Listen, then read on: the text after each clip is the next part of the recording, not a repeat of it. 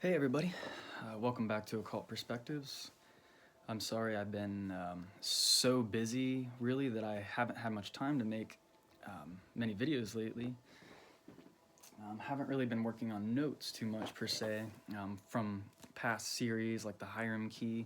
I actually have a whole bunch of notes that are ready to go over more videos. I just haven't had the time to actually set aside the time because I like to get, real relaxed, and I usually do some meditation before these videos, kind of get the air cleared and everything.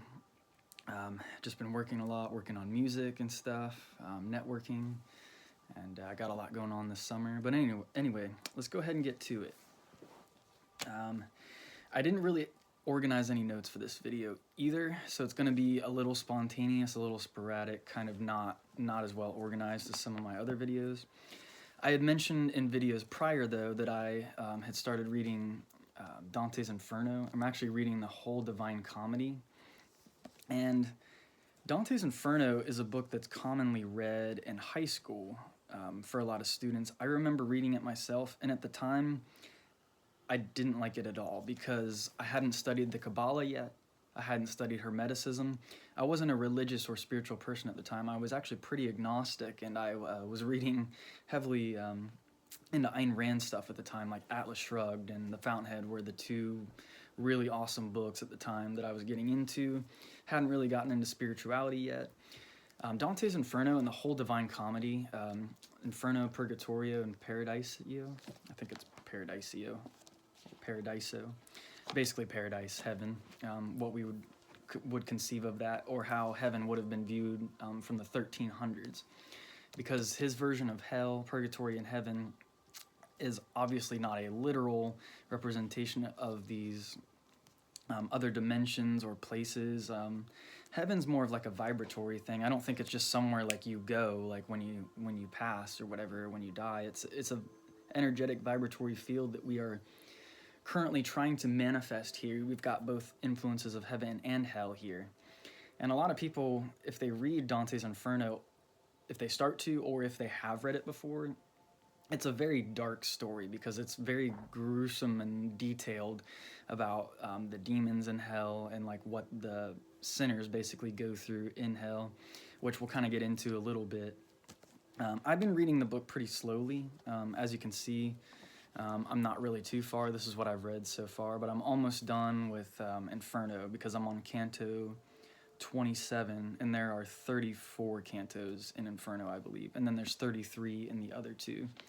And there's actually, I read somewhere that there's some kind of symbolical significance. Well, of course, we know about the number 33, but that the very last canto in Inferno talks about Lucifer, so he's some kind of missing piece. He's that 34th piece, that 34th canto, which is ironic because he's evil, but it shows how he even plays into the symbology of the divine plan of God. And if you read earlier Gnostic texts, Lucifer was actually like a degree or an understanding within yourself of darkness you had to work through first before you moved on to the higher realms. Like Lucifer is a degree per se before you move on to the true Godhead. Like you have to go through me, he says. I'll have to read you that passage if I can find it. It's from The Secret Teachings of All Ages, Manly P. Hall. It's somewhere in there, though. It talks about early Gnostic rituals and Lucifer, or the devil, and in an alternative view of the whole Garden of Eden thing. Because the other view, the original story is that the snake tempted Eve, and then Eve gave the apple to Adam. But with the Anunnaki and such, it's a little bit different of a view. I think Enki was the one that actually he didn't want humans to get the knowledge because he didn't want the humans to overcome him. He wanted the humans to be a slave race, but his brother Enlil, I think I'm getting the names right and not mixing them up too much, but Enlil actually wanted he wanted to bring the fire or the knowledge to the humans, so he would be seen as a light bearer, and he was kind of the more mad scientist one, whereas Enki was the royal ruler and such, and he just wanted the power. But Enlil wanted to illuminate human beings, and so he gave them the knowledge, he gave them the apple, if you will, so that they could come to a gnosis of their own understanding of their own being, and they would no longer be a slave race. Basically, they could work on upgrading their genetics, transmutating which we can do with our own bodies continuously, through practices like meditation, whatever rituals you may do, practices. There's a multitude, there's so much out there that you can do, and I recommend just doing what works for you. And another thing about Inferno, before we get into the book itself, I've just been carrying this book around with me everywhere I go. I try to get like a page or two at a time, because it's actually a very challenging read. And yeah, they don't explain, I was in high school, they didn't really explain like the symbolic significance of this, and I didn't even know there was a purgatory and a paradise book either at the time. So it's kind of weird they're only showing you the Inferno book in high school. And I don't like the whole like, the guilty like feeling of the original Christian view, I guess, of like you're just going to suffer for eternity because you made a mistake in one life. That's kind of a silly thing. I think the Inferno is more of a symbol. It's more symbolic of now, like on earth, heaven and hell exist here, and we have to work through hell. We have to work through our darkness and our shadow before we can move on. So what I've noticed through reading the Inferno is that it's actually helping me with a lot of my darkness, a lot of insecurities that I have.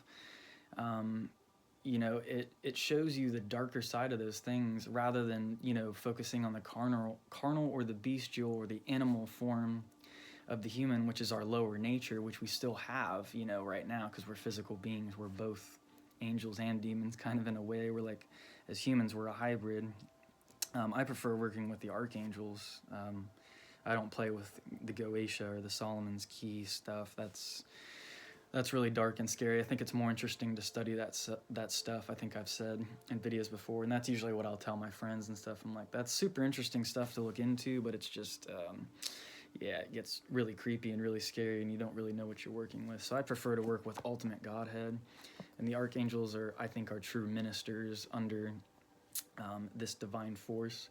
And they not only, to answer some questions for those of you, when I did the Lesser Banishment Ritual, the Pentagram videos, we were talking about the difference, the astral realm, not getting stuck in the astral realm, because Saint Germain warns about that.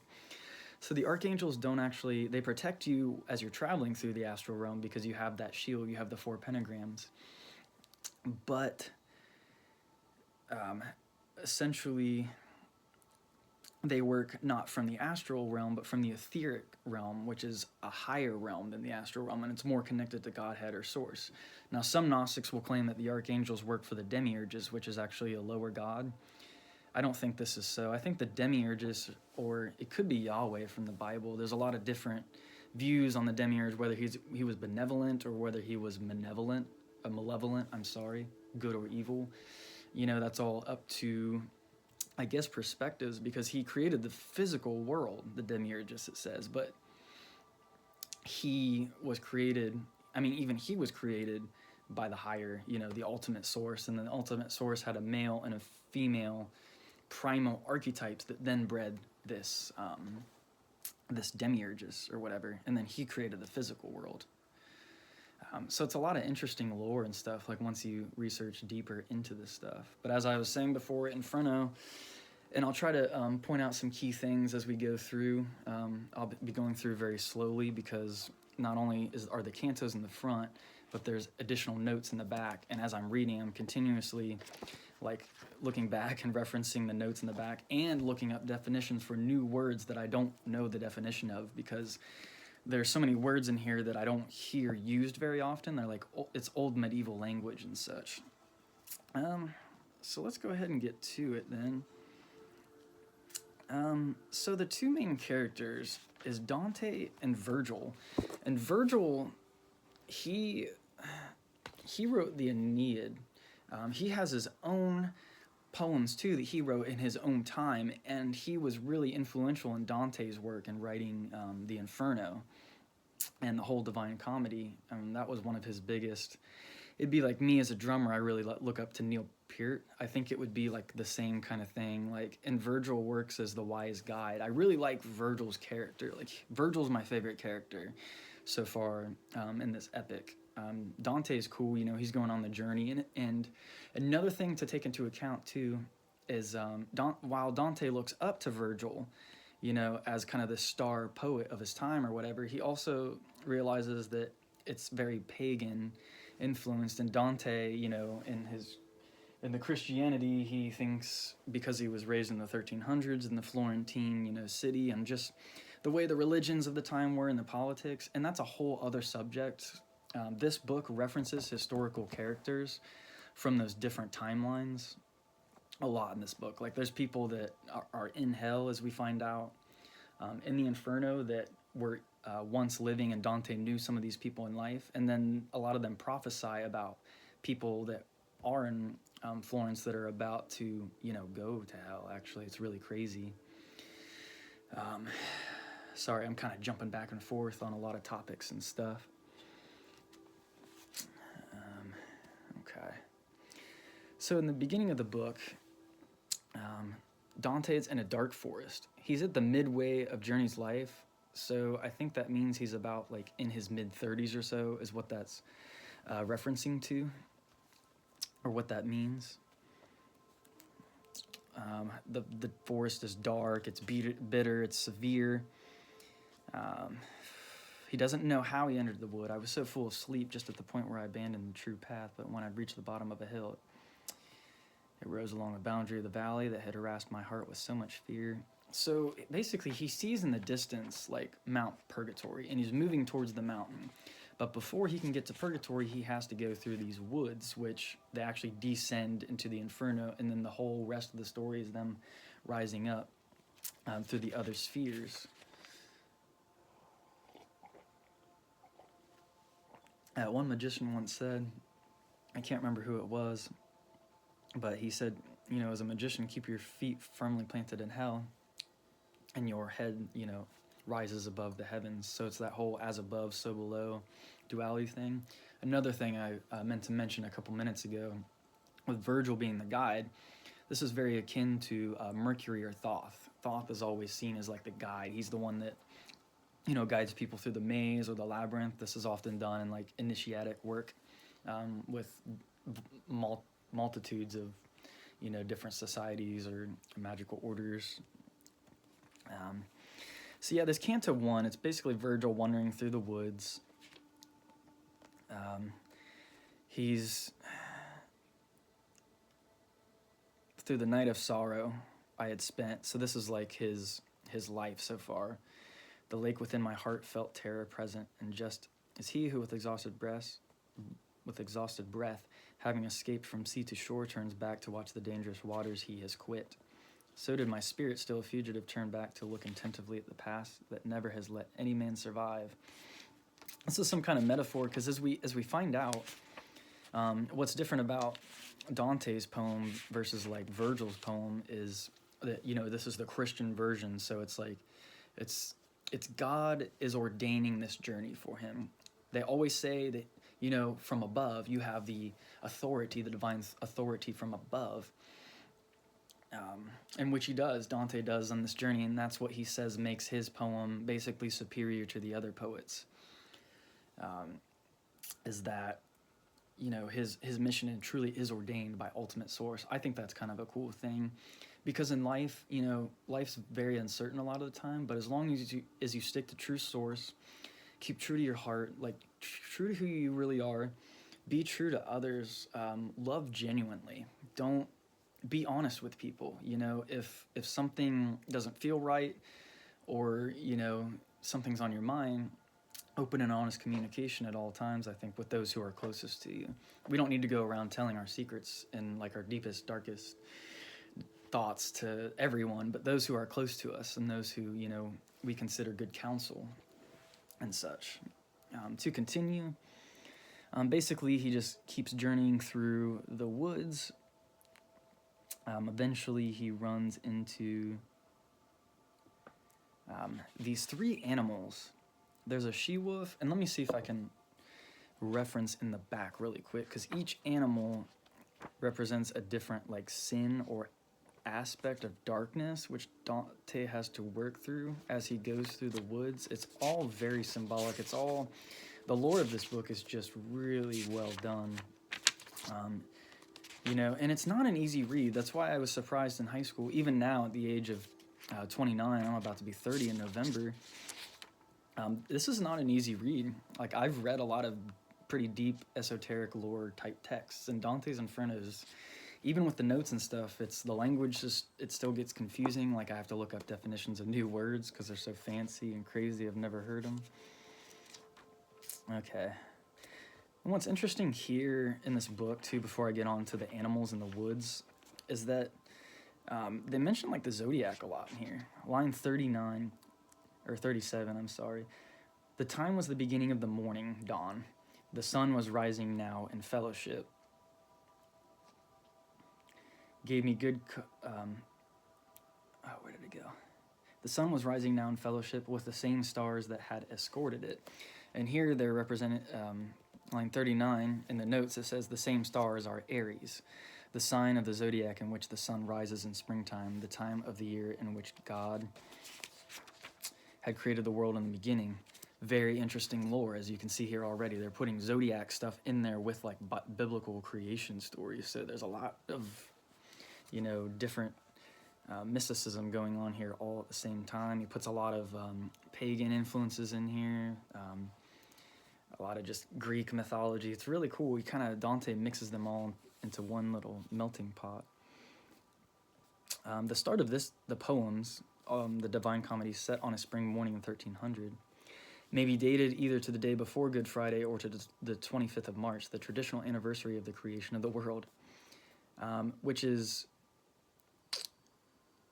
yes, I believe, because if you look at, that makes sense, because when you look at the zodiac signs, I think it always starts out with Aries. In order, it's Aries, and then Taurus, and then maybe Libra. I can't remember what comes after Taurus. I should have these memorized by now, you know, the order of the cycle of the moons and such. I still cheat and look at my phone app for like the moon phases and to see which sign the moon's moving into next and such. Okay, so these three animals, I'm sorry. Well, let me read the rest of that. March the traditional anniversary of the creation of the world, the incarnation, the conception of Christ as God and man, and the crucifixion of Christ, and also the first day of the centenary year in the Florentine calendar, because Dante was from Florence. Just more to that prior note. So the three animals he comes across in the woods, the lion, usually interpreted as a symbol of pride. Leo, that would be the negative, like the more negative aspect of Leo. The she-wolf is a symbol of avarice, and particularly avarice in the church, since the statue of the she-wolf, which suckled Rome's founders, Romulus and Remus, then stood outside the papal palace. Okay, this is just, yeah. For Dante, greed, yeah. Avarice is like a lot of greed, you know, that a lot of politicians and religious leaders had, especially in Dante's time. For Dante, greed for money, land, power, or authority was the enemy of love and justice, and the main cause of corruption in the church and in society as a whole. It's kind of hard to argue with that. It seems like everyone just wants more and more and more and more, and they can't really appreciate like what they've already got, or they're not like looking into what they've already, they're not totally appreciating, you know, what they already have. You know, look at all these books behind me. Do you know how long it's going to take me to like read through those books and to actually like sit and analyze and synthesize them and talk about them with you guys? It's a lot of time. You know, we have access to a lot of stuff, especially with our iPhones now. You know, if you have a question, there's no reason why you can't find it. I'm rambling once again. But the she-wolf was the second animal in the woods, corruption. Where is the third one?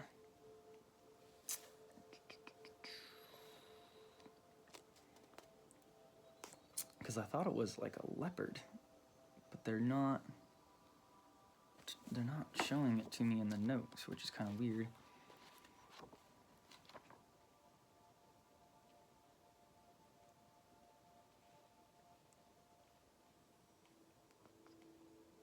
I guess it's only just talked about those two beasts so far.